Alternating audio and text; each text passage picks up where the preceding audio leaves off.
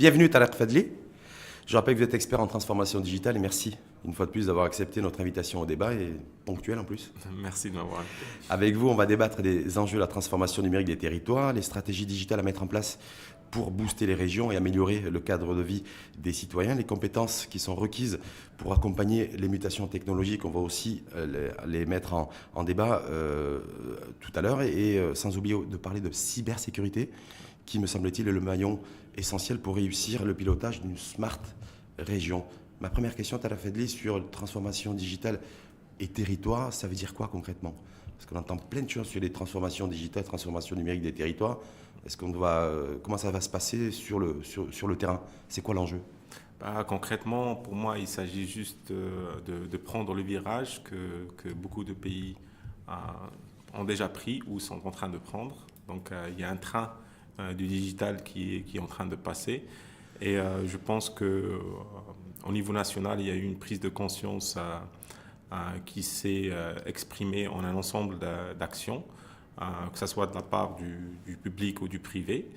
Et voilà, c'est juste la décision de prendre ce train qui est déjà en marche, qui est en train d'accélérer. Qui est en train d'accélérer, qui vient vers nous, qui traverse tous les continents et tous les pays, toutes les régions, c'est ça? Exactement. Et moi, ce que je dis tout le temps, c'est que la peur, c'est ne pas rater le train. La peur, c'est de se prendre ce train en plein visage. Ah oui, carrément. Carrément. Parce qu'avant, en fait, le train économique, c'était la peur de le voir passer Exactement. et d'être limite impuissant. Oui, oui. Là, en fait, c'est de prendre le train en face, c'est ça? Ouais, c'est ça l'enjeu? C'est ça l'enjeu. Mais pour les territoires, pour les 12 régions du pays, par exemple, aujourd'hui, au-delà du risque, en tout cas, de prendre un train en face, c'est quoi quand on dit territoire aujourd'hui, donc régionalisé, connecté, c'est les territoires connectés, c'est bien ça dont on parle? Oui. Le concept grosso modo de smart région, mais ça se traduit par quoi concrètement?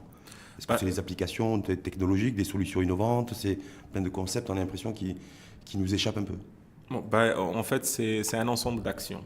Quand on parle aujourd'hui de digital, il ne faut pas oublier que le digital a ce qu'on appelle des dépendances. Donc il y a bien sûr la première dépendance, c'est celle de la connectivité, donc celle de l'infrastructure, si vous voulez. La deuxième aussi, c'est celle de l'accès à la technologie, que ce soit un smartphone, que ce soit des tablettes ou des laptops, des PC. Il s'agit de voir comment ils sont accessibles à tous les niveaux de la société ou de la population. Et bien sûr, la troisième couche qui s'ajoute, c'est celle de l'applicatif. Est-ce qu'on a du contenu, un contenu qui cible ces régions, un contenu marocain? Est-ce qu'on est producteur de ce contenu ou de ces applications aussi? C'est le contenu de data, comme on dit dans le jargon, voilà. c'est ça? De la data. De la donnée, de l'information. Voilà. Est-ce qu'on consomme ou on produit tout simplement, ou on fait les deux? On reviendra effectivement sur ce point-là parce qu'il me paraît essentiel. Mais sur le premier niveau, quand vous dites déjà la première couche, j'ai envie de dire, territoriale, c'est déjà d'avoir l'infrastructure. C'est-à-dire d'avoir une infrastructure réseau, c'est ça en fait, couverture Internet sur l'ensemble du territoire. On en est où aujourd'hui au niveau du Maroc, au niveau national et territorial? Alors, selon les chiffres de la NRT, on a une très bonne couverture, surtout dans le milieu ou sur le segment d'âge, il y a une bonne couverture. Ceci dit... Bonne couverture, c'est quoi? C'est du 80%, 90%, 95%? Je n'ai pas retenu les chiffres, mais ils sont publics sur le site de la NRT. En tout cas, c'est un chiffre prometteur, mais au niveau technique, pour moi et pour un ensemble d'experts, le projet de loi vient d'être adopté il y a 2 semaines pour la création de ce qu'on appelle des IXP, c'est-à-dire des intervenants, si vous voulez, ou des structures qui permettent de faire un routage ou le routage du trafic Internet à l'intérieur du pays. Et, tout ça en sous-sol? Oui. En fait, non. La loi vient d'être passée au Parlement. Et ça, pour moi et d'autres experts, c'est très important parce qu'on estimait qu'il n'y avait pas d'Internet. Là, vous parlez bien, c'est pour ça que je parlais en sous-sol, c'est-à-dire une infrastructure qui permette une couverture totale et qui permette l'accessibilité à Internet à toutes les populations. En fait, qui permet une accessibilité Internet optimisée aux usagers marocains. C'est-à-dire, aujourd'hui, quand on se connecte à Internet, si vous voulez, il y a un routage de notre trafic à travers les opérateurs télécoms qui partent en Europe, que ce soit via Madrid ou Paris, essentiellement selon l'opérateur. Donc, ce travail-là, afin de, par exemple, je vais dire un exemple. Oui. Je suis, par exemple, connecté, je vais faire un test, je suis à Rabat Hassan et je veux voir les horaires du train. Donc, je vais me connecter sur oncf.ma. Alors, aujourd'hui, il se trouve qu'en utilisant des outils simples, on peut voir que cette requête part à partir de mon PC, si vous voulez, jusqu'en Europe, et traverse 3, 4, 5 pays pour revenir à Rabat, au serveur de l'ONCF. Donc, cette gestion du trafic Internet dépend d'autres entités qui s'appellent les IXPX. Donc, ils peuvent être des opérateurs télécoms, mais nos opérateurs n'ont jamais investi dans ça. Je ne sais pas comment les choses vont s'organiser pour que cette infrastructure se mette en place. Donc, quand on a un routage qui est fait en place, ça se traduit en moi étant à Rabat Hassan, je me connecte directement. directement. J'ai l'information. Est-ce que ça va permettre un gain de temps? C'est-à-dire, si j'ai Bien bien compris, on va revoir en fait tout le trajet autoroutier de la circulation, de la demande d'une information via Internet. Absolument. Alors, non seulement le gain de temps, mais aussi la baisse des prix et aussi la sécurité. Parce qu'aujourd'hui, on voit qu'il y a si vous voulez, des notes ou des circulaires qui sont anti-hébergement dans le cloud international. Je veux bien, je respecte, mais en même temps, à quoi ça sert ces dispositions de restreindre l'hébergement dans des sites internationaux si le trafic des connectivités marocaines passe la majorité de leur temps à l'extérieur du pays? Donc on a nos données, les données de l'ensemble de nos concitoyens en fait qui parce qu'on le sait pas, voyagent. Pas forcément, parce que moi Ouais. j'apprends effectivement, Ouais. si je me connecte sur le site oncf.ma pour savoir à quelle heure par le train de Casa et pour arriver à Marrakech, Ouais. en fait, je ne savais pas que mes données allaient circuler par Paris, par Madrid et revenir ici, quoi. C'est ce qui se passe. Donc là ça va être simplifié, en fait, on va rester sur le périmètre Maroc. Exactement. Et pour les territoires aussi, ça veut dire quoi? Ça veut dire qu'on va se retrouver dans... Ça veut dire, pour le côté social de la chose, ça veut dire une accessibilité à Internet beaucoup plus abordable pour beaucoup plus de personnes. Donc le coût doit baisser. En termes d'infrastructure, ça va coûter. Donc il y a un investissement à faire, bien sûr, Ouais, parce que au niveau national. Donc, investissement en termes d'infrastructure réseau? oui, l'infrastructure de réseau, de connectivité, c'est le choix à faire. Aujourd'hui, je ne sais pas ce que la loi prévoit, mais il y a deux approches, que ce soit, par exemple, la NRT avec les téléopérateurs qui vont prendre le lead et implémenter cette infrastructure, ou bien il va y avoir un appel d'offres pour des acteurs privés qui vont venir et la prendre en charge. Moi, personnellement, je suis pour la deuxième option, parce que je suis de l'école qui croit en la capacité du privé à faire mieux, sans vouloir manquer de respect à l'administration, au contraire. C'est juste qu'il faut se concentrer sur ce qu'on sait faire. Il n'y a pas la possibilité de trouver un modèle un petit peu... Oui, un partenariat public-privé. Parce que ces investissements réseau, ouais. C'est excessivement cher, ça coûte Bien très cher. Bien sûr. C'est avec aussi un niveau de rentabilité et un taux de faire rentabilité relativement long sur le long terme. Donc, est-ce que c'est ça, en fait, là, partenariat public-privé, ça pourrait être le bon deal? Exactement. Et là, dans ces infrastructures réseau, parce que ça, c'est intéressant, ça va couvrir l'ensemble du territoire, l'ensemble du pays. Oui. Donc, des territoires. Oui. Ça veut dire quoi? Ça veut dire que ça va être de la fibre, ça va être... Parce que là, on est sur de la 4G, on annonce 3G, 4G. 4G, on annonce la 5G dans les prochaines semaines, prochains mois. Ouais. Donc, c'est quoi? C'est un mélange de technologies selon la région, selon l'accessibilité. Donc, ça peut être des infrastructures en fibre optique, de la 4G ou de la 5G. Mais le plus intéressant, quand on investit, c'est de la fibre. L'investissement pour l'avenir, c'est la fibre. C'est la fibre, ouais. Ça coûte cher, ça? Oui, ça coûte cher, mais c'est en train de se démocratiser. Donc, il y a eu énormément de changements les 3 à 4 dernières années. Aujourd'hui, on peut avoir des installations de fibre optique à des prix plus ou moins raisonnables, mais je reste confiant qu'en investissant encore plus dans une infrastructure locale, que les prix vont encore chuter. Ça, c'est pour le premier niveau donc, que vous avez évoqué, infrastructure. Oui. Deuxième couche de crème, c'est l'accessibilité à Internet. Oui. Donc, c'est le deuxième enjeu. Oui. Aujourd'hui, en termes d'accessibilité, on dit que le taux de pénétration d'Internet, en faisant des recherches hier soir, on est autour de 60% voilà, Ouais. en dopant et en accélérant le développement d'infrastructures réseau sur l'ensemble des territoires. Ouais. L'objectif, c'est on peut atteindre 80-90% d'ici 2020-2025. C'est réalisable, ça?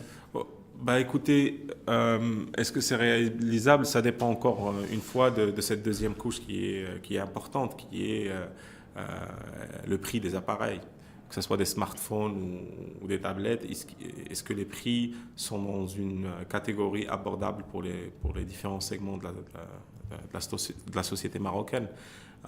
Et pour ça, en fait, dans plusieurs domaines, par exemple, que ce soit dans l'éducation nationale, je pense qu'il y a quelques actions qui peuvent être mises en place.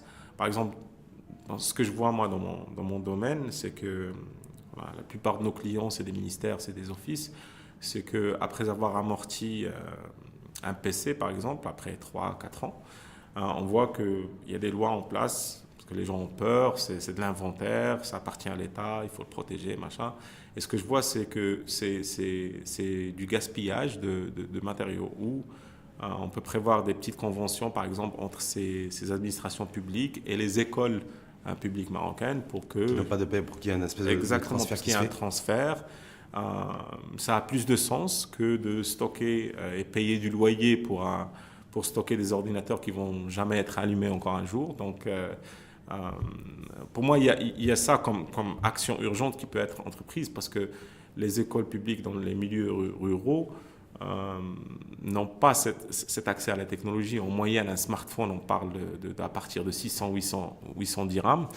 Une tablette, c'est à partir de 1800, 2000 dirhams. Donc ça reste quand même des prix qui sont pas à la portée de tout le monde. Qui est difficile en termes d'accessibilité. Ouais. Donc la troisième couche, la cerise sur le gâteau, c'est le contenu, data, information. Voilà. Alors c'est quoi l'enjeu du contenu? Parce que des fois, on est là, je fais peut-être partie de ces e-citoyens qui consomment du contenu régulièrement, quotidiennement, mais c'est du contenu en fait qui n'est pas produit localement. Oui, alors par exemple, la presse, c'est un exemple.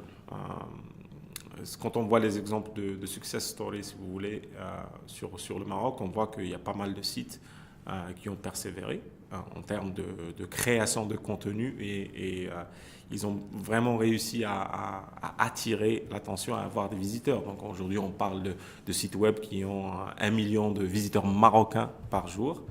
C'est un exploit, mais ça, c'est pour la presse. Après, il faut voir les autres secteurs. Par exemple, si on prend le e-commerce, il y a 2-3 sites qui sont là, mais ils n'arrivent pas à percer à cause d'un nombre d'obstacles qu'ils rencontrent. Je vais citer quelques exemples. Par exemple, le taux de bancarisation des citoyens, il est en train d'augmenter. Ceci dit, l'infrastructure, les cartes... pour le règlement, pour le paiement, c'est en train de se mettre en place, je crois. C'est en train d'évoluer. À l'heure du e-banking, parce qu'on nous dit qu'e-banking aujourd'hui, que le compte bancaire, d'avoir un compte bancaire, c'est que bientôt on va être complètement dépassé. Ce ne sera plus d'actualité. Donc, est-ce que le e-banking va permettre effectivement de toute façon de gommer cette cette réalité sur l'aspect e-banking, que ce soit le e-banking ou faire du e-commerce, il y a un obstacle qui reste un peu culturel, c'est que au fond, on n'a pas confiance. Le Marocain, par design, n'a pas confiance. Donc, on n'a pas encore misé ou bien investi dans des stratégies pour instaurer cette confiance, pour que le Marocain consomme ou fait ses achats en ligne. Mais c'est baby steps, c'est en train de... C'est en train de bouger parce qu'on voit qu'il y a une croissance. Mais si on revient sur les territoires et les 12 régions du pays qu'on doit connecter, qui doivent être connectées entre elles, à travers aussi le monde et la mondialisation, comment ça se passe concrètement? Est-ce que c'est les startups? Est-ce que c'est les entrepreneurs? Est-ce que c'est les entreprises numériques? Est-ce que c'est comment connecter l'élu avec le citoyen? Puisque bientôt il y aura des exécutifs régionaux qui seront effectifs, dynamiques et qui devront rendre des comptes aux citoyens. La mise en place de services publics aussi. Voilà. Comment tous ces environnements peuvent se construire? Est-ce qu'on est à l'aube aussi de transformation digitale, mais transformation territoriale aussi? Donc ça se passe comment en fait? Est-ce que ça va rapprocher l'élu du citoyen, les services publics? Voilà, tout ça, comment ça peut s'organiser? Alors, si vous voulez, c'est tout un écosystème. Il y a 10 ans, 11 ans, le mot start-up était était limite vulgaire dans notre domaine parce que quand on était une start-up il y a 10 ans, ça veut dire que personne ne va vous faire confiance. Personne ne va vous laisser gagner un appel d'offres public. Et personnellement, ce que j'ai vécu durant ces 10 années est révolutionnaire parce qu'aujourd'hui, la tendance, la mode, c'est le digital et les startups. Ce que je trouve extrêmement extraordinaire, c'est non seulement l'ouverture du secteur privé, c'est-à-dire les grands comptes, les grandes banques, les grands offices, leur ouverture. Aujourd'hui, ils ouvrent les portes pour les startups, pour faire de l'open innovation, pour faire des hackathons. Donc cette culture qui est en train de s'installer, elle est extraordinaire. Et je pense que c'est elle qui va un peu driver ce changement de paradigme. Ça va être un peu la locomotive. Mais au niveau des territoires, ça peut se passer comment pour les... Alors, c'est en train de se passer, c'est l'ouverture du champ aux startups. C'est l'ouverture du champ et la mise en place de collaborations publiques-privées. C'est elle qui va driver ce rattrapage du train, si vous voulez. Parce que en analysant le contexte de chaque administration, par exemple, en parlant de régionalisation, l'ensemble de ces administrations sont concentrées sur leur quotidien, sur le métier qu'ils sont en train de faire. Donc, ajouter le digital à tout ça complique les choses. Et déjà, la nature humaine résiste le changement. Donc, le changement, il n'est pas le bienvenu. Les administrations zéro papier, par exemple, est-ce que je vois que c'est en train de se faire son bout de chemin aussi. Oui, il y a de très bons exemples. La DGI, DGI, c'est un très bon exemple. C'est un exemple à saluer, un exemple à suivre. Si on prend leur exemple sur la vignette, en parlant de changement, la première année de la DGI, il y avait de la résistance, côté citoyen aussi. On avait des citoyens qui se plaignaient. Pourquoi il y avait cette crainte aussi de se dire je vais prendre mon PC, je vais payer, délivrer mes données personnelles sur un site. Il y avait aussi des citoyens mécontents sur le fait qu'ils vont devoir payer extra pour payer la vignette. C'est à peu près 15 dirhams de plus, c'était l'utilisation d'Internet. Et en fait, ça fait partie du paradigm shift, ou le changement de paradigme, parce que culturellement, on fait déjà ça. Si un coursier nous aide ou un shawish nous aide, on lui donne à quelque chose. C'est en train de se digitaliser. Et là, la question qui se pose est qu'est-ce que va faire ce courtier? Donc, ça on va y revenir aussi, parce qu'il y a aussi deux écoles de pensée qui disent attention, l'Internet, la crainte, c'est que ça va détruire des emplois, et d'autres qui vont dire que ça va modifier les emplois et le rapport au travail. Mais justement, sur l'enjeu pour les territoriales, c'est aussi, et avant tout, me semble-t-il, c'est l'amélioration du cadre de vie des citoyens, quel que soit leur lieu de résidence au niveau territorial, de meilleurs services publics, ou de vrais services publics qui soient moins coûteux, donc plus économes et plus efficaces. Est-ce que la digitalisation sur l'ensemble du territoire, en tout cas dans les territoires, va permettre d'atteindre cet objectif? Alors, personnellement, je suis convaincu qu'on peut atteindre cet objectif, mais c'est question de démarche aussi. Aujourd'hui, dans le monde digital, il y a plein de success stories, de pays qui ont réussi. Il y a de bels exemples comme l'Estonie, Dubaï, encore Hong Kong. C'est des belles réussites. Ça nous inspire. Il y a plein d'États américains aussi qui offrent de belles choses en termes d'administration digitale. Mais personnellement, je pense qu'il faut profiter du contexte marocain de faire les choses. Moi, je ne suis pas pour l'imitation. Je suis pour l'inspiration, mais pas pour l'imitation. On ne singe pas, on ne modélise pas. Non, voilà. Parce que le Maroc, c'est un pays particulier. On a plus de 1000 ans d'histoire. On a une culture qui nous est propre et on a une histoire et on a un mode de vie. Alors, ce qu'il faut faire, à mon avis, c'est qu'il faut digitaliser le mode de vie marocain. Il ne faut pas aller prendre un modèle qui a réussi pour les Européens, les Américains ou les Asiatiques et venir l'essayer ici. Je pense qu'on a déjà fait ça dans quelques projets qui n'ont pas réussi digitalement. Je pense, comme l'a dit Einstein, la folie, c'est d'essayer la même chose en espérant un résultat différent. Donc, l'idée, c'est de prendre ce contexte marocain des choses et juste le digitaliser. C'est-à-dire digitaliser les modes de vie. Oui. Concrètement, Tarek Fadli, ça veut dire quoi? Alors, concrètement... Si on prend un exemple, un cas d'école, travaux pratiques. Prenons un cas de région. Oui, un cas de région, d'ailleurs, c'est l'idéal, complètement. Ou de commune. Si on prend un cas de commune, par exemple, aujourd'hui, dans les démarches administratives, ce qu'on remarque, c'est que on dépend, par exemple, il y a des cadres qui sont en place ou des agents d'autorité en place, comme le Mqaddam, comme le Shir, comme le Khalifa, Qaïd, ainsi de suite. Et aujourd'hui, quand on prend des modèles européens ou américains de digital et qu'on vient et on essaie de les transposer ici, superposer, ça ne fonctionne pas. Ça colle pas. Donc, ce qu'il faut faire, à mon avis, c'est prendre ce Mqaddam, ce Shir, ce Khalifa et les digitaliser, c'est-à-dire les munir d'applications que le citoyen peut utiliser pour interagir avec eux à distance. Et ces applications, bien sûr, doivent se baser sur le contexte actuel de comment le Marocain consomme la technologie. Je vais prendre un exemple. WhatsApp. Aujourd'hui, WhatsApp, c'est the moyen de communication au Maroc. et intercommunicationnel. Exactement. Ouais. Donc aujourd'hui, on voit des gens qui ne sont pas forcément éduqués ou bien analphabètes qui arrivent à utiliser l'outil en perfection. Ils peuvent même partager avec vous des astuces que vous et moi, on ne sait pas encore. Donc l'idée, c'est de se baser sur cette expérience utilisateur, cette fluidité et cette facilité d'utilisation de l'application et mettre en place des applications entre le citoyen et ses agents d'autorité.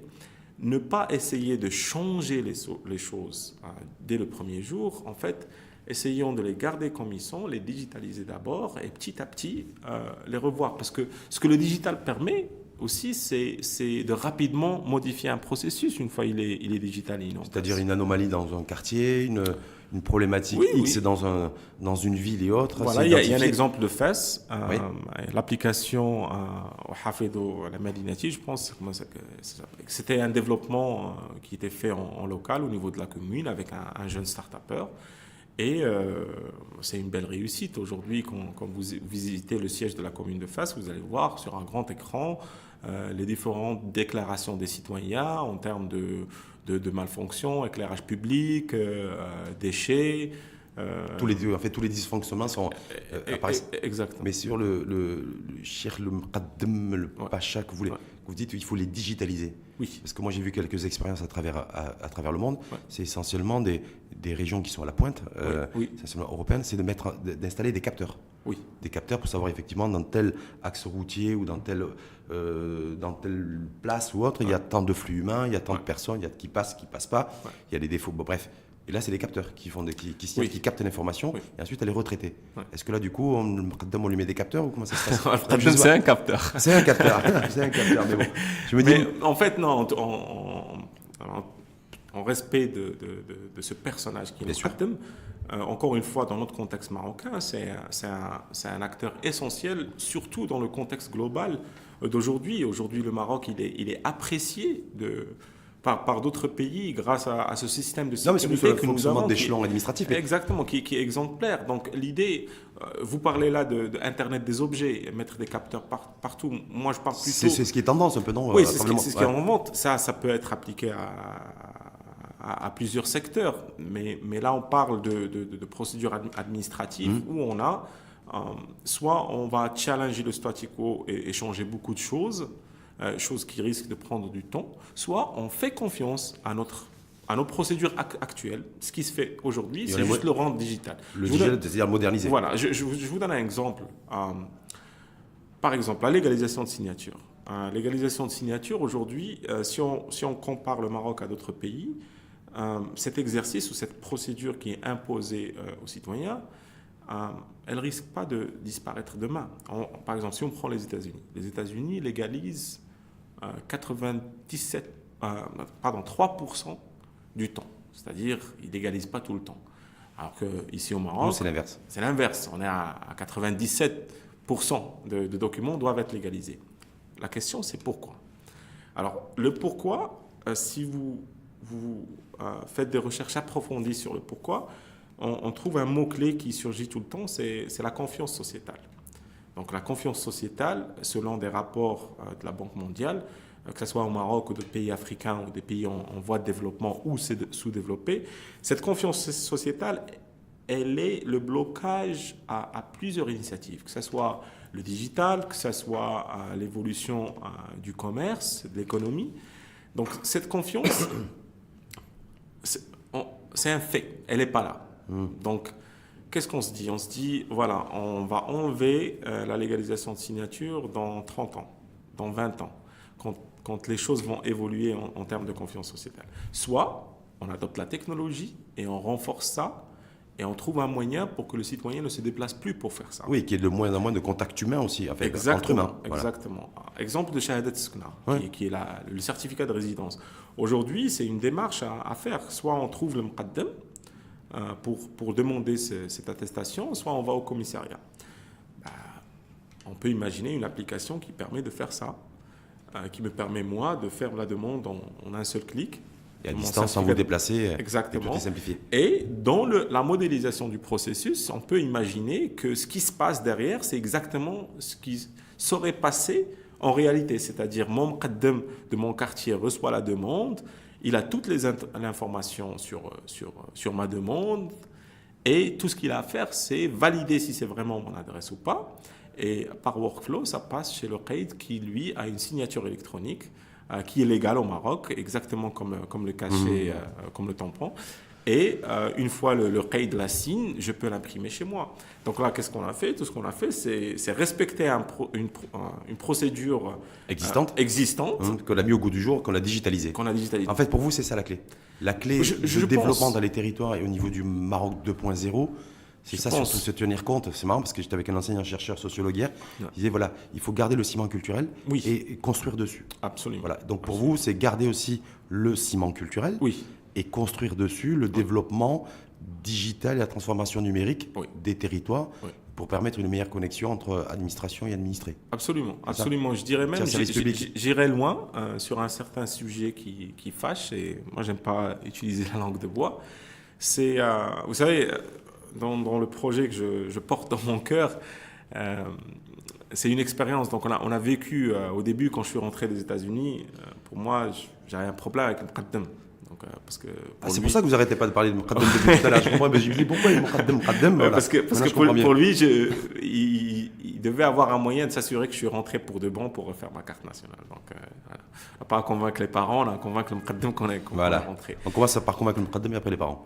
Mais après, en travaillant avec ce profil, on apprend à le respecter énormément. Et on se met, comme on dit en anglais, dans ses chaussures pour regarder ce qui se passe de l'autre côté. Et ça nous permet de comprendre à quel niveau la digitalisation peut arriver, est-ce qu'elle peut réussir ou pas, et quels sont les défis. Donc, les choses qui fâchent, c'est que ce Muqaddam, autant que citoyen, on s'amuse à rigoler qu'il est corrompu, qu'il va prendre un pourboire, un bakshish. Mais quand on se met dans la réalité, c'est que, comme tous les États du monde, l'État ne paye pas bien. Il y a un challenge. C'est le même challenge que tous les pays ont en face. Même les Américains, on se plaint des salaires des agents d'autorité. Donc l'idée, c'est de trouver à travers le PPP et le digital des contrats entre le public et le privé, par exemple la mise en place de ce projet, de cette application. Un citoyen qui ne va pas se déplacer, c'est un citoyen qui va payer pour la valeur ajoutée. Okay, on peut imaginer un coursier digital qui va faire la course pour ce citoyen. Donc le citoyen qui ne veut pas payer va se déplacer, il ne va rien payer. Okay, c'est l'exemple de la DGI. Et là, nous, ce qu'on propose, en fait, c'est de rémunérer légalement cet agent d'autorité, que ce soit un muqaddam ou un... C'est-à-dire la plus-value. Exact. Ce qui était pour boire le geste culturel voilà, quotidien, donc digitalisé aussi. Voilà, pour boire digitalisé. Exactement. Quand je suis un muqaddam et vous me payez 2000 dirhams par mois et vous me dites de vivre à Ma'arif et de ne pas prendre quelque chose, c'est complexe. Donc l'idée, c'est de combler le salaire de ce muqaddam à travers une innovation, à travers un partenariat public-privé et lui rendre sa dignité tout en renforçant notre processus actuel.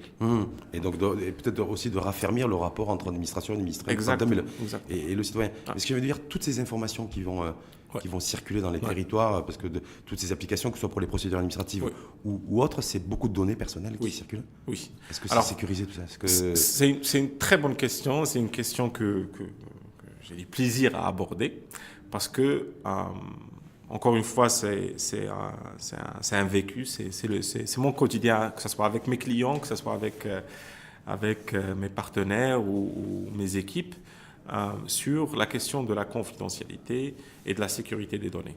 Alors d'abord, il y a un aspect très important, c'est que nous, on a tendance à avoir peur de ce qu'on ne connaît pas. Okay, ce qu'on ne maîtrise pas, ce qu'on ne voit pas. C'est humain, ça, non? C'est humain, on a peur de ça. Et en fait, aujourd'hui, bon, c'est pas aujourd'hui, il y a quelques années, les gens, en fait, étaient sûrs que les données sur un PC ou un serveur qui est chez eux, derrière leur porte, sous leur bureau, il est plus sécurisé que les données dans un data center national ou bien dans un cloud. Et en fait, ça se traduit quand les banques ont commencé à s'ouvrir partout au Maroc, dans les années 50, les années 60, 70, où il y avait une population de Marocains, qui existe d'ailleurs toujours, qui est incapable de mettre son argent dans une banque. C'est la même chose. Parce qu'on est persuadé, que notre cash sous notre matelas est plus sécurisé que notre cash dans un coffre-fort d'une banque. Ça nous permettait de mieux dormir. Exactement. Donc, il y a cet aspect-là qui est pour moi un grand blocage, parce que quand on a des décideurs au niveau de l'administration qui pensent de cette manière, et qui est pour moi dangereuse, parce que il n'y a pas de PC, même le cloud, il n'y a pas un PC sécurisé dans le monde. Tout est possible. C'est juste qu'il y a un calcul à faire entre le possible et l'envisageable. Alors, exemple. Donc les probabilités, elles sont nombreuses. Exactement. Aujourd'hui, par exemple, si j'héberge sur un cloud international, il y a des leaders mondiaux sur ça. Et ils sont des leaders mondiaux en regardant leurs chiffres. Par exemple, l'un de ces leaders, aujourd'hui, génère 20 milliards de dollars annuellement de ce service. D'autres qui... De gestion et de protection des données. Voilà, ou d'hébergement. En fait, il s'agit d'externalisation des préoccupations. Si je suis un ministère, par exemple, de la santé, alors, mon objectif dans mon quotidien, c'est veiller à améliorer la santé du citoyen. Ce n'est pas acheter des serveurs, les héberger, les sécuriser, payer des salariés qui ne sont pas dans leur métier déjà. Mais mettre mes données chez quelqu'un qui ne fait que ça. Ça va me revenir moins cher et je vais être plus sécurisé. Il y a un autre aspect... Et m'intéresser du coup au marché, et m'intéresser du coup à améliorer la santé de mes concitoyens. Voilà. Donc je reste sur mon cœur de métier. Voilà, rester sur le cœur du métier. Il y a aussi un aspect très très important, c'est celui de la loi. Culturellement, malheureusement, il y a beaucoup de gens que j'entends dire qu'on a du mal à croire en la loi en soi ici. Donc ça empêche certaines personnes de concevoir que héberger dans un cloud n'est pas sécurisé parce que, par exemple, si on héberge aux États-Unis, prenons par exemple une multinationale américaine. Aujourd'hui, la plupart de ces multinationales qui offrent de l'hébergement, elles ne sont pas qu'aux États-Unis. Ils sont en Irlande, ils sont en Australie, ils sont en Inde, ils sont en Europe. Donc, on appelle ça de la géoredondance. C'est de la géoredondance technique, d'abord, pour que ces sociétés vous garantissent que vos données ne seront pas perdues. Et c'est aussi de l'intelligence, si vous voulez, par rapport aux aspects légaux des choses. Et prenons un exemple, par exemple, l'FBI et la NSA. Ils ont poursuivi en justice, que ce soit Apple ou Microsoft, pour débloquer des comptes de suspects ou de terroristes. Pour accéder à des informations sur des personnes qui étaient recherchées. Et ces sociétés ont refusé. Ils ont refusé pour deux raisons. D'abord, la première raison, c'est la motivation financière, parce que ça va tirer une balle dans leur crédibilité.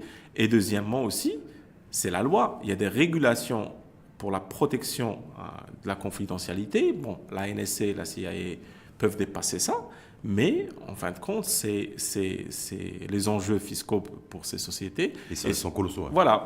Par exemple, Microsoft a fini par dire à l'FBI, allez nous poursuivre en justice en Irlande. Les données sont en Irlande. Donc, mais nous, est-ce que le fait d'avoir ratifié cette réglementation de protection des données avec l'Union européenne, c'est déjà un premier pas en matière de bouclier juridique sur la protection des données. C'est un premier pas, mais comme j'ai dit, il faut vraiment faire le calcul entre le possible et l'envisageable dans certains cas. Aujourd'hui, ce qui serait bien pour nous comme stratégie, c'est d'investir davantage dans des data centers nationaux, avec de la bonne infrastructure, avec du savoir-faire, pour rendre le prix encore abordable. Donc, cet aspect de sécurité, encore une fois, je reviens au possible et à l'envisageable. Pour donner un exemple, par exemple, si j'ai une administration, par exemple, qui va publier des données sur une certaine personne, en fait, pour pouvoir hacker, si vous voulez, ou pénétrer cette technologie, le hacking, il y a plusieurs niveaux. Donc, il y a des outils aujourd'hui basiques qui nous permettent de nous situer à un niveau plus élevé en termes de sécurité. Donc, pour pouvoir attaquer ces données, il faut un certain savoir-faire et une certaine technologie. Alors, la plupart des pays qui ont, ou des groupes malsains qui ont ces technologies, s'intéressent à des enjeux beaucoup plus importants que je dirais, les données du baccalauréat des élèves marocains ou quoi que ce soit. Qui ont réussi d'ailleurs les sessions de rattrapage parce que ça vient de tomber. Oui. Mais Tariq Fadli, il y a aussi une question que je voulais vous poser sur. On sait très bien malheureusement qu'on a des inégalités territoriales extrêmement fortes entre territoires. Est-ce que la transformation digitale, la numérisation, la collectivité des territoires peut permettre de réduire ce gap ou pas? Alors, parce qu'on se dit, voilà, le numérique, ok. Nous, quelque part, c'est 12 régions, mais 12 régions aussi, on voudrait atteindre un seuil d'équité aussi territorial. Donc, est-ce que le numérique peut permettre ça? Oui. Si encore une fois, on reste dans le contexte marocain de faire les choses. Alors, parlons par exemple d'un niveau microéconomique. Donc, au niveau d'une région rurale, prenons une petite ville. Au niveau d'une petite ville, si on voit les types de commerces qui existent, on a affaire à des marchands ambulants. On a affaire à des gardiens de voitures, des cafés, des cafés, donc boulangeries. Voilà, c'est ce qui est populaire. C'est la vie un petit peu économique. Voilà, c'est la vie quotidienne des Marocains dans ces régions-là. Alors pour moi, le digital peut accélérer, si vous voulez, le volume de transactions dans ces affaires. Et je vais donner un scénario farfelu. Oui, allez-y. Imaginez une application qui, vous êtes là dans votre bureau, qui va vous mettre en contact avec quelqu'un, un mécanicien qui bouge pour vous faire la vidange ici, quelqu'un pour laver votre voiture, un gardien, une femme de ménage, un plombier. Imaginez, vous avez un chien et vous voulez que quelqu'un le sorte, vous n'avez personne. Et une application qui vous met en contact avec quelqu'un qui est là, qui a le temps, en qui vous pouvez faire confiance à travers le digital. Et que vous pouvez l'embaucher pour faire cette transaction. Donc imaginez ce hub virtuel de la société marocaine avec les services et les demandes offre et demande en fait, qui matchent. Exactement. Donc, je pense que ça va augmenter un volume. Ça va être un volume très important parce qu'aujourd'hui, revenons à la question de confiance. Il y aura pas mal d'auditeurs qui seront d'accord avec nous. Par exemple, quand vous cherchez une femme de ménage, la première chose que vous faites, c'est chercher la confiance. C'est aller sur le critère. Donc, si ce système va permettre une notion d'une e-réputation où, par exemple, un gardien, un jardinier, une femme de ménage, là où elle fait ses prestations, elle est bien notée. Il y a des témoins virtuels qui existent derrière, qui la notent. Je pense que ça va augmenter ce volume et un jour, ça va encourager d'autres entités publiques à regarder ce hub et voir comment, par exemple, on peut payer des impôts, on peut faire plusieurs choses. Donc pour vous, Tariq Fadli, tout ce phénomène et concept de régionalisation avancée qui est en train de se mettre en route est une chance pour le numérique et pour les acteurs du numérique d'investir les territoires et de répondre à ces nouveaux besoins. Ou en tout cas, peut-être pas forcément des nouveaux besoins, mais en tout cas organiser un petit peu des différents écosystèmes dans les territoires. Oui. C'est ça en fait. Parce qu'il y a une délégation de pouvoir qui va se faire, pouvoir économique et peut-être pouvoir fiscal dans un second temps. Mais là, le numérique, du coup, il a des espaces ouverts sur l'ensemble des territoires. Alors, ce qui est fascinant avec le numérique, c'est qu'il est déjà démocratisé. Aujourd'hui, avec un accès à Internet, n'importe qui peut apprendre les technologies qu'il veut. Bon, il y a des technologies open source qui coûtent absolument rien. Il y a d'autres qui sont payants, mais pour les élèves, les étudiants, ils sont disponibles en version démo ou version élève. Donc, le fait que la technologie ou l'apprentissage de ces technologies est aujourd'hui démocratisé, que ce soit le blockchain, que ce soit l'intelligence artificielle, aujourd'hui, tout le monde, et je dis bien tout le monde, c'est accessible pour tout le monde. C'est pour tout le monde. Et il y a aussi la prédisposition du secteur public à maintenant regarder les startups. Parce que les idées innovantes... Ce que vous disiez tout à l'heure, il y a plus d'appétence aujourd'hui du secteur public et de l'administration il y a de l'appétit. Envers le numérique. Il y a un véritable appétit. Absolument, il y a une véritable appétit. D'ailleurs, si vous voyez la création de la nouvelle agence du développement digital, ça, c'est pour moi... c'est le plus grand geste de l'État pour vraiment ouvrir ce champ du digital pour l'ensemble des parce que je rappelle que vous êtes membre aussi de cette agence nationale du digital. Oui. Est-ce qu'il est prévu aussi de le régionaliser aussi, cette agence? Alors, pas pour l'instant au stade où nous en sommes, mais c'est juste ce comme on est qui dans est la beau, régionalisation. ce qui est beau dans le digital, c'est qu'on n'a pas besoin de parler digitalisation parce qu'elle est disponible pour le monde entier. Mais c'est vrai que, en fait, en termes de chantier, l'agence a pas mal de chantiers sur lesquels elle va s'orienter. Mais encore une fois, revenons à cette question de régionalisation. Aujourd'hui, si on ouvre la porte à des start-upers, parce que les start-upers, c'est eux qui ont faim. C'est les gens qui sont challengés par des problèmes, ceux qui sont dans l'innovation, qui veulent résoudre des problèmes. Donc, les innovations vont venir de ces gens-là.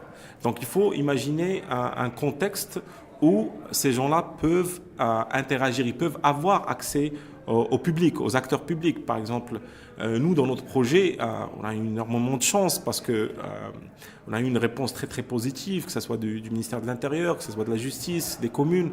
Et je veux que cette interaction que nous, on a eu le privilège d'avoir, soit ouverte à tous les innovateurs au Maroc.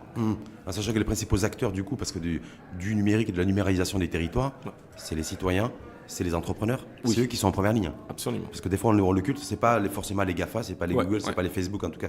Là, ça va être les principaux acteurs, ça va être les citoyens, les entrepreneurs. Alors, l'autre question, et je voulais aussi, parce que c'est un truc que je voulais aborder et finir peut-être aussi là-dessus avec vous, Tarek Fadeli, c'est qu'on a l'impression qu'il y a deux écoles de pensée à travers le monde vis-à-vis de la numérisation grandissante que vous avez traduit en métaphore, vous, d'un avion, d'un train, pardon, et qui risque qu'on risque de recevoir en pleine face. C'est-à-dire, mais si c'est cette numérisation, ben, c'est le risque aussi, c'est la destruction d'emplois. Alors vous avez démontré tout à l'heure que, ben, par exemple, pour le Mqaddam, pour revenir sur le Mqaddam, c'est maintenir la fonction de Mqaddam, simplement le digitalise. Et on digitalise ses compétences. C'est bien ça? Oui. Donc pour vous, il n'y a pas de destruction, de risque. On est dans un pays aussi où il y a un niveau de chômage extrêmement soutenu et élevé. Voilà. Est-ce que la numérisation des territoires, amplifiée, risque aussi de faire disparaître des emplois, des métiers? Il y a une étude de Gartner qui en fait, non, c'est pas Gartner, c'est Dell, l'Institut de Dell, qui prévoit que d'ici 2030, plus de 80% des métiers vont disparaître. En fait, qui vont être créés, on ne les connaît pas. On connaît rien. Donc 80%, plus de 80%, on ne les connaît pas d'ici 2030. Donc, oui, il y a un risque que quelques métiers vont disparaître. Aujourd'hui, quand on voit les voitures autonomes, aujourd'hui, on voit aussi des exemples de robots qui travaillent dans des fermes. Et c'est fascinant parce que c'est des technologies qui permettent de par exemple... Via des capteurs. Hein. Via des capteurs, oui. C'est des robots qui travaillent à l'énergie solaire et ils sont capables d'aller en fait mesurer ou censés scanner le fruit ou la tomate. Sur l'évolution, mûr, pas mûr. Voilà, mûr, pas mûr. Si elle n'est pas mûre, on va la dépasser et prendre une autre. Et le lendemain, le prochain passage, en fait, il se souvient de chaque... Tout est robotisé en fait. Voilà, de chaque fruit ou légume, où est-ce qu'il est exactement. Il est capable de dire au propriétaire, au fermier, de lui dire, voilà, aujourd'hui, je vais cultiver 1,5 tonnes par exemple. Et je connais chaque pièce de ce 1,5 tonnes. Ça ne tombe pas malade, ça ne prend pas de vacances. Ça ne se plaint pas, ça vient à l'heure. Ça fait gagner des sous. Et ça fait gagner des sous. Donc quand on voit des exemples pareils... On pense à quoi? Qu'est-ce qu'on se dit? Est-ce que là, comme l'exemple du Mqaddam tout à l'heure, est-ce qu'on peut numériser des compétences humaines? En l'occurrence, pour pas perdre oui, mais à côté de ça, il y a ce qu'on appelle le crowdsourcing. Aujourd'hui, il y a plein de sites comme Amazon Turk qui en fait emploient des gens moyennant 40 centimes par heure pour faire des tâches sur leur PC pour le compte d'autres entreprises, des tâches manuelles. Et ça, c'est quelque chose aussi qui est challengé par l'intelligence artificielle. Parce que, par exemple, si je suis un site international de e-commerce qui a 30 000 photos de 10 produits ou 30 000 produits et que j'ai besoin que quelqu'un décide c'est quoi la couleur de cette chemise, la taille et ainsi de suite. Donc aujourd'hui, on a le crowdsourcing qui fait ça. Mais avec l'intelligence artificielle, un logiciel peut faire ça à la place d'un humain, il peut le faire beaucoup plus rapidement. Donc il y a les deux. Je pense que au lieu de se concentrer sur le risque, il faut se concentrer sur l'opportunité. Et l'opportunité, elle est énorme parce que au Maroc, on produit de la matière grise. D'ailleurs, on est en train de la fournir aujourd'hui à certains pays européens qui sont en train de prendre les meilleurs de nos ingénieurs. Informatique, oui. Donc on a de la matière grise. C'est vrai que vous confirmez qu'il y a une fuite des cerveaux.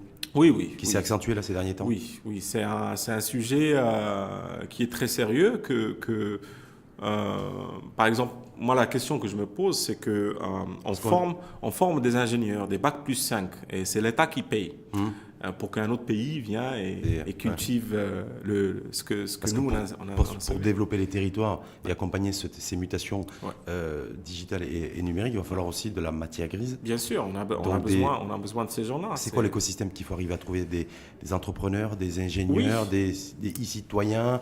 Mais voilà. C'est un ensemble d'actions. Je ne peux pas prétendre les connaître tous, mais il y a des quick wins sur lesquels on peut partir. Par exemple, encourager l'entrepreneuriat digital au sein des établissements d'éducation, que ce soit l'éducation primaire ou dès l'école. Voilà, des écoles. Aussi, quand je reviens à cette notion d'ouvrir faire développer cet écosystème d'interaction entre les grands comptes, les startups et ouvrir cette voie d'innovation. C'est vrai qu'on a peur. On a peur du digital parce qu'on ne le comprend pas. On a peur du digital parce que c'est virtuel, on ne le touche pas. Mais c'est l'avenir. Ça a déjà révolutionné certains pays. Quand on voit les exemples de Uber ou de Airbnb, combinés, ils font le PIB du Maroc. Alors que c'est deux boîtes qui ont vraiment commencé par des jeunes qui avaient faim, qui ne pouvaient même pas s'offrir leur loyer. Aujourd'hui, on parle d'un revenu combiné de presque 100 milliards de dollars. Donc, valorisation boursière, ouais.